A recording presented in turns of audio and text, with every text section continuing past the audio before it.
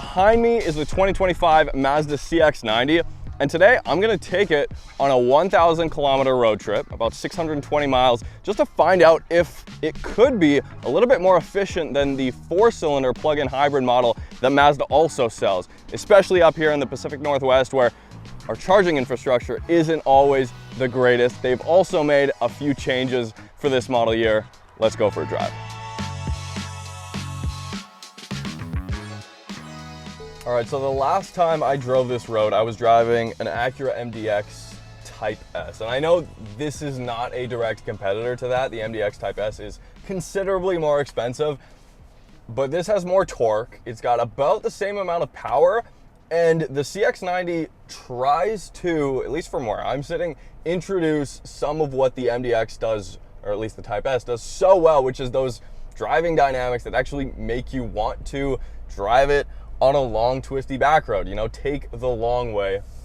A lot of the other competitors, or at least 3-row SUVs, like on the higher end, the XC90, or on the lower end, the Hyundai Santa Fe, they're not very fun to drive. They're not trying to introduce that into the driving experience too much. So the first thing that might hint that Mazda is actually trying to punch above their weight here is the fact that it's got a 3.3 liter turbocharged inline-6 under the hood. I reviewed this, of course, a couple of years ago when it came out.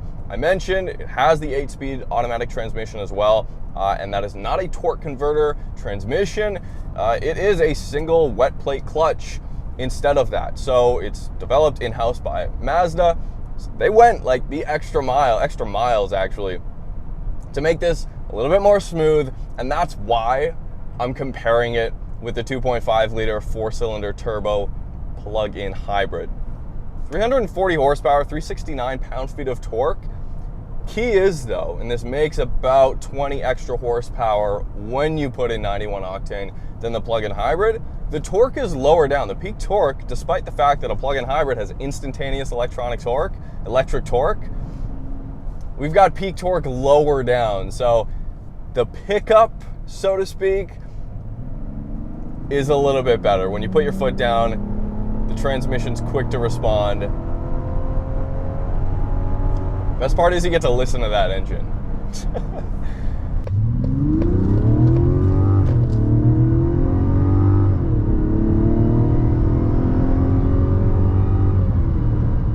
It's just got that classic inline-6 smooth feel, but also the sound you get. It never sounds like you're overworking the engine. And on a road trip, if you're going uphill, even if you're towing something, which this can tow, at least the top trims of the CX-90 inline-6 can tow up to 5,000 pounds. The lower tiers and the plug-in hybrid can tow up to 3,500 pounds.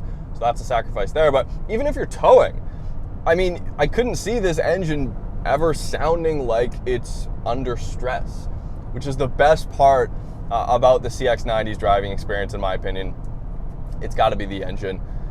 So with the transmission, they have updated the software a little bit for this model year, and that was something that I noticed a little bit when I drove it the first time, but they've tuned it a little bit better. It does feel better. You know, off the line, without a torque converter, it's a little bit more challenging to get the gears to engage seamlessly and to have that torque transferred without you feeling it as a driver.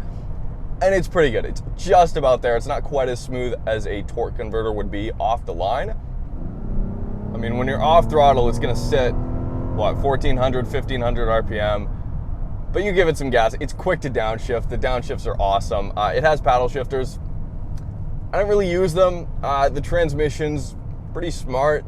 The main scenario where you notice the updated software tuning is just off the line. It makes it a little bit more smooth. But in sport, it'll hold revs and shift down a little bit quicker. Steering gets heavier. Really smooth steering. It is on the heavier side. I like it. It gives me a sense that I'm actually driving something that weighs a lot, which this does. But yeah, I mean, as far as driving dynamics like steering, visibility, suspension, handling, I have pretty much zero complaints. The only thing is it does ride a little bit stiffer than some of the, I don't know, more ordinary options. But it's by no means like jarring. Just over big bumps, you're gonna feel those. Standard all-wheel drive, of course. But the all-wheel drive system, of course, because the engine's longitudinally mounted, it's rear bias. So it's always sending torque to the rear wheels, powering out of corners. It feels great. There's no real torque vectoring going on. It's all kind of brake-based. Torque vectoring, brake one wheel to kind of send torque to the other side, and then it will send up to 50% of the torque to the front wheel. So ground clearance is fine, and it's not so long. I believe the Santa Fe is a little bit longer than this, has a little bit more cargo space.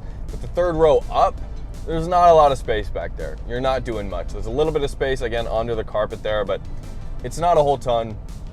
Another thing they've changed for 2025, they've added more options for the seating. So previously in this model, the GT-P, which is one step down from the top signature model, you weren't able to spec a bench in the second row. Now you can do that, which is awesome. And then the third row now comes with 3 seats and seatbelts, of course, instead of just 2 seatbelts back there. That was, I guess, just to kind of make more space for those 2 people if you were to stuff some family friends or adults, you know, you did not like back there. It's fine, I'm exaggerating. There's enough space to sit in the third row. But they've just opened up more options for the trim packages for seating. And then if you want, you can still get captain's chairs. And then the top signature trim, of course, gets that second row center console. So that forces you into the captain's chairs, and then 2 seats again in the third row. But here with the GT-P model, you get Napa leather. You know, we've got the moonroof, we've got the 360 camera, and a few other options that before, if you wanted the bench seat, you wouldn't be able to get, right? So now we can kind of customize our options a little bit better. Everything else, yeah, the interior is awesome. Mazda, for now, has kept the physical volume controls, the physical climate controls, everything here. It's just a good place to be. The one thing about the interior I absolutely cannot stand, the center console is minuscule. So I don't know, that 8-speed is so special. It needed to take up 2 city blocks of space in here. But yeah, wireless Android Auto, Apple CarPlay.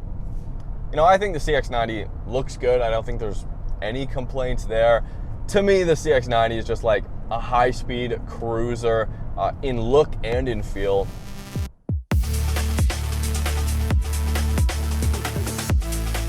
I love that Mazda offers this in a plug-in hybrid as well as an inline-6, because what this road trip really showed me, even though it's not, you know, the longest trip, whatever, but it showed me that a 6-cylinder mild hybrid, with all the trade-offs, quote unquote, you're giving up in terms of fuel economy in the city, when a plug-in hybrid is most useful, like the CX-90 plug-in has about 42 kilometers of EV-only range, it doesn't really affect a long road trip like this.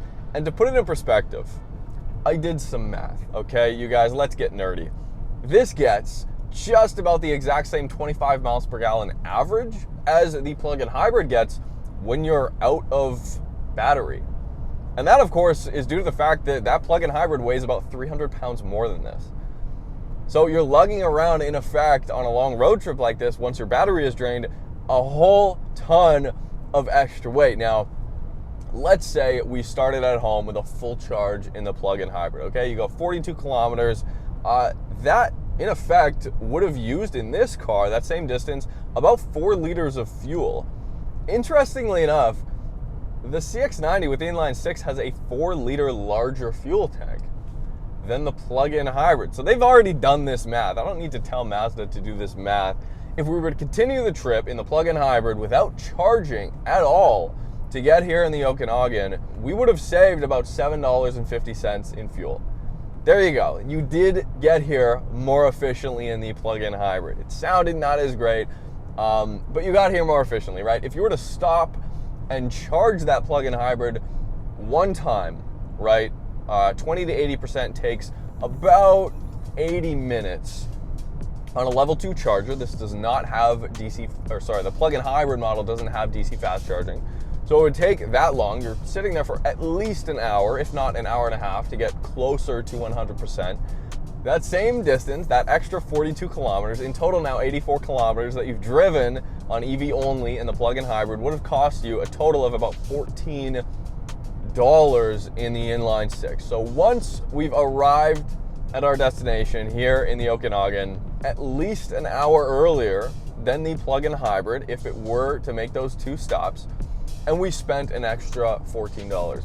I don't know about you guys, I'm totally willing to spend $14 to get to a destination at least an hour earlier. $14 an hour. I'm pretty sure every one of you who are watching this video right now, pretty sure your time's worth more than that. So that's my argument. It didn't really need to be said, because these 2 vehicles are great in different scenarios. The plug-in hybrid is a great city vehicle. You could theoretically drive that for a week on your commute, never use any gas, right? And then on a longer drive like this, nothing beats the Inline-6. Nothing beats the Inline-6. And it is, wow, it was so convincing that I really had to repeat it twice.